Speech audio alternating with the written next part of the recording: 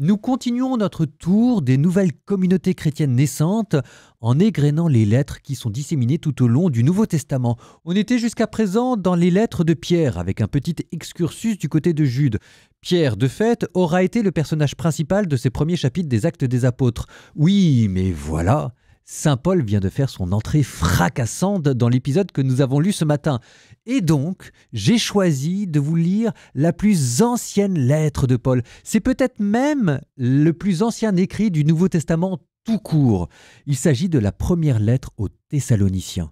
Le style est simple, une lettre pastorale qui se veut réconfortante pour une communauté jeune qui vient d'être fondée et qui commence déjà à être persécutée par ses compatriotes. Cette première lettre se situe dans les années 50.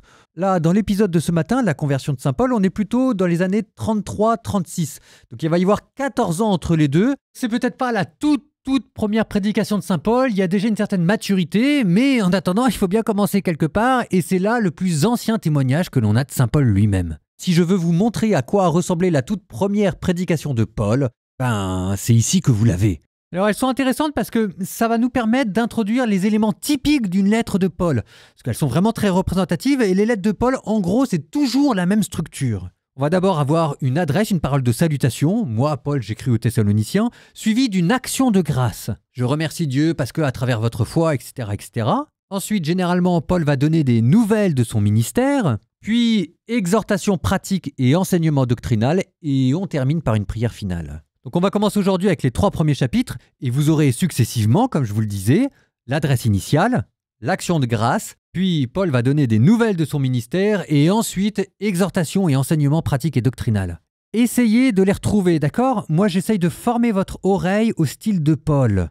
Allez, on plonge dedans, l'écrit le plus ancien de tout le Nouveau Testament. «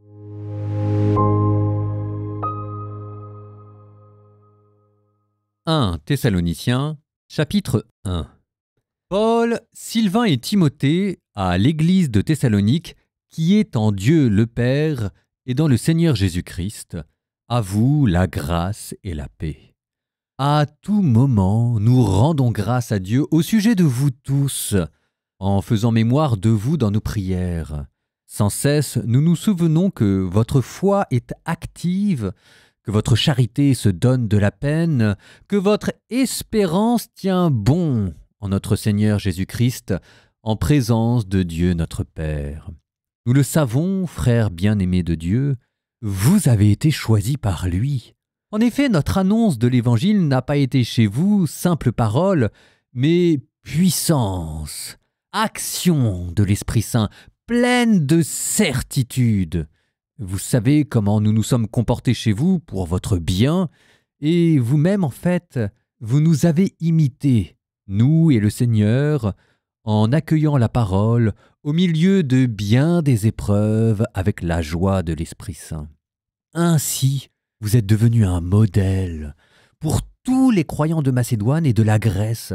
Et ce n'est pas seulement en Macédoine et en Grèce qu'à partir de chez vous, la parole du Seigneur a retenti, mais la nouvelle de votre foi en Dieu s'est si bien répandue partout que nous n'avons pas besoin d'en parler. En effet, les gens racontent à notre sujet l'accueil que nous avons reçu chez vous. Ils disent comment vous vous êtes convertis à Dieu en vous détournant des idoles, afin de servir le Dieu vivant et véritable, et afin d'attendre des cieux son Fils qu'il a ressuscité d'entre les morts, Jésus qui nous délivre de la colère qui vient. 1 Thessaloniciens chapitre 2 Frères, vous le savez bien vous-même, notre venue chez vous n'a pas été inutile. Nous venions de souffrir et d'être outragés à Philippe, comme vous le savez.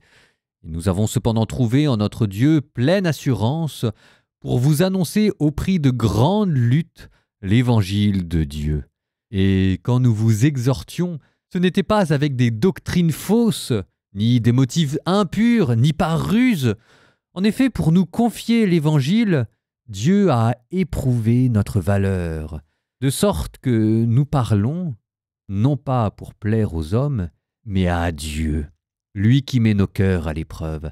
Jamais nous n'avons eu un mot de flatterie, vous le savez. Jamais de motif intéressé. Dieu en est témoin. Jamais nous n'avons recherché la gloire qui vient des hommes, ni d'auprès de vous, ni auprès d'autres personnes. Et alors que nous aurions pu nous imposer en qualité d'apôtres du Christ, au contraire, nous avons été pleins de douceur avec vous, comme une mère qui entoure de soins ses nourrissons. Ayant pour vous une telle affection, nous aurions voulu vous donner non seulement l'évangile de Dieu, mais jusqu'à nos propres vies, car vous nous étiez devenus très chers. Vous vous rappelez, frères, nos peines et nos fatigues? C'est en travaillant nuit et jour pour n'être à la charge d'aucun d'entre vous que nous vous avons annoncé l'évangile de Dieu. Vous êtes témoins, et Dieu aussi, de notre attitude si sainte, si juste et irréprochable envers vous, les croyants. Et vous savez bien que nous avons été pour chacun de vous comme un père avec ses enfants. Nous vous avons exhorté et encouragé. Nous vous avons supplié d'avoir une conduite digne de Dieu, lui qui vous appelle à son royaume et à sa gloire. Et voici pourquoi nous ne cessons de rendre grâce à Dieu. Quand vous avez reçu la parole de Dieu que nous vous faisions entendre, vous l'avez accueillie pour ce qu'elle est réellement. Non pas une parole d'homme, mais la parole de Dieu qui est à l'œuvre en vous, les croyants. En effet, frères, vous avez imité les églises de Dieu qui vivent en Judée dans le Christ Jésus, parce que vous avez souffert de la part de vos compatriotes, de la même manière qu'elles ont souffert de la part des Juifs. Ceux-ci ont tué le Seigneur Jésus et les prophètes, et ils nous ont persécutés. Ils déplaisent à Dieu, ils sont les adversaires de tout homme, puisqu'ils nous empêchent de proclamer la parole aux païens pour qu'ils soient sauvés. Cela met sans cesse un comble à leurs péchés, mais à la fin, la colère de Dieu les a rejoints. Quant à nous, frères, séparés de vous pour un temps, de visage, mais non de cœur, nous avons tout fait pour revoir votre visage, tellement nous en avions le désir. Nous avons donc voulu aller chez vous. Moi, Paul, j'ai essayé une fois, même 2 fois, mais Satan nous en a empêchés. En effet, qui est notre espérance? Qui est notre joie et la couronne dont nous serons fiers devant notre Seigneur Jésus lors de sa venue? N'est-ce pas vous? Oui, c'est vous qui êtes notre gloire et notre joie. 1 Thessaloniciens, chapitre 3. C'est pourquoi, n'y tenant plus, nous avons préféré rester seuls à Athènes, Sylvain et moi, et nous vous avons envoyé Timothée, notre frère, collaborateur de Dieu pour l'annonce de l'évangile du Christ. Il devait vous affermir et vous réconforter dans votre foi, afin que personne ne soit ébranlé dans les détresses actuelles, car vous savez bien vous-même que nous y sommes exposés. En effet, quand nous étions chez vous, nous vous annoncions que la détresse devait nous atteindre. Et c'est ce qui est arrivé, vous le savez bien. Voilà pourquoi, n'y tenant plus, j'ai envoyé quelqu'un pour savoir où en était votre foi. J'ai peur que peut-être le tentateur ne vous ait tenté et que notre peine ne soit perdue. Or, Timothée vient de nous arriver de chez vous, et il nous a apporté la bonne nouvelle de votre foi et de votre charité.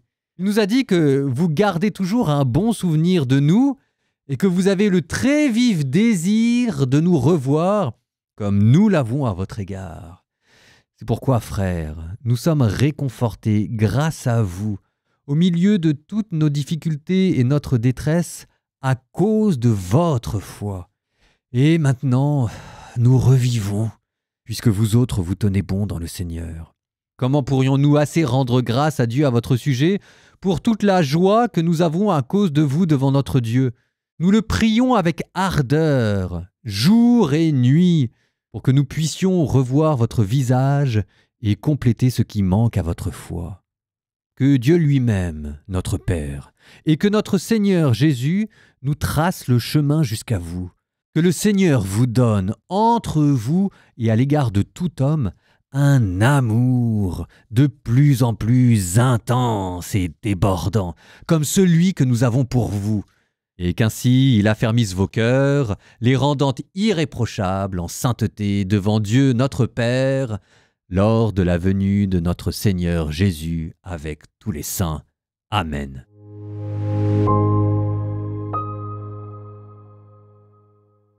Je reprends avec vous quelques éléments de cette lettre qui sont assez représentatifs de Paul. Par exemple, le fait que ce n'est pas Paul qui écrive lui-même les lettres, mais qu'il a des secrétaires. Ici, probablement Sylvain, le même que dans la première lettre de Saint-Pierre. C'est pas impossible. On parlera plus tard à Jérusalem d'un certain Silas, compagnon de Pierre. Silas, Sylvain, c'est le même prénom. Tout ce beau monde copine gentiment. Dans la salutation initiale, je note aussi la formule typique « À vous la grâce et la paix ». À vous la paix, ça c'est le shalom juif, c'est la formule classique pour se dire bonjour. À vous la grâce, là il y a un petit jeu de mots. En grec, se réjouir et avoir la grâce, c'est quasiment le même mot. En fait, derrière, c'est la salutation grecque, que la joie soit sur vous, que Paul a christianisé en que la grâce soit sur vous.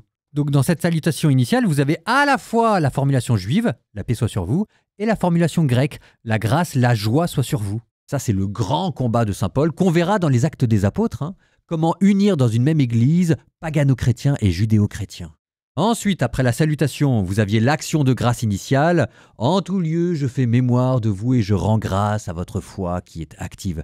Et là apparaît un nouvel élément typique de saint Paul, la triade foi, espérance et charité, qu'on retrouvera dans énormément de ses lettres. Sans cesse, nous nous souvenons que votre foi est active, que votre charité se donne de la peine, que votre espérance tient bon, en notre Seigneur Jésus-Christ, en présence de Dieu notre Père. Vous avez noté comment chacune de ces vertus théologales se voit qualifiée. La foi doit être active, la charité doit se donner de la peine et l'espérance doit persévérer. Jésus disait, c'est par votre persévérance que vous serez sauvés. Ici, dans la lettre aux Thessaloniciens, l'espérance permet de relier la vie présente avec le retour du Christ que l'on attend. Et vous allez voir, cette attente du retour du Christ est un des thèmes majeurs et structurants de la première lettre aux Thessaloniciens. Ensuite, après l'action de grâce, cette fois-ci on passe aux nouvelles de la mission. Et à nouveau, des thèmes qui vont devenir récurrents dans la pensée de saint Paul apparaissent dès sa première lettre. La souffrance comme sceau de l'évangélisation. Vous avez accueilli la parole malgré de grandes tribulations. Saint Paul qui vous parle de sa paternité spirituelle pour exprimer l'amour qu'il a envers les églises qu'il a fondées.